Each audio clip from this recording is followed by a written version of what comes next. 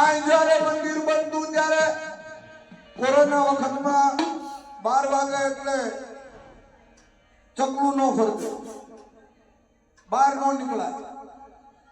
એ વખતમાં આ મંદિરનું કામ ચાલે.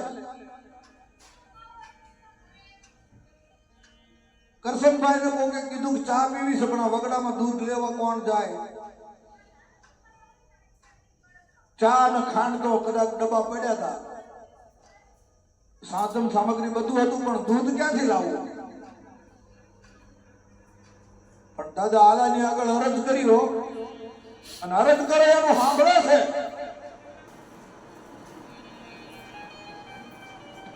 કે વનવગડામાં ચા કોણ બનાવે? બનાવી નાખીએ, પણ દૂધ ક્યાંથી લાવવું?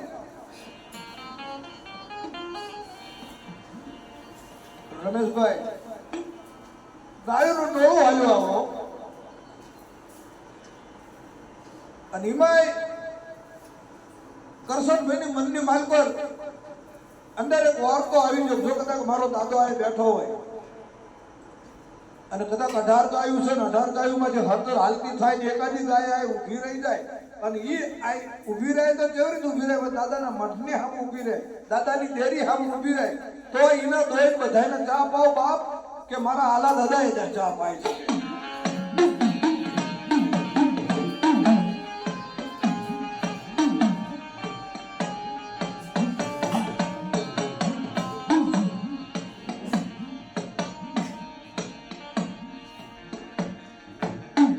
આવી જેની ભક્તિ, આવી જેની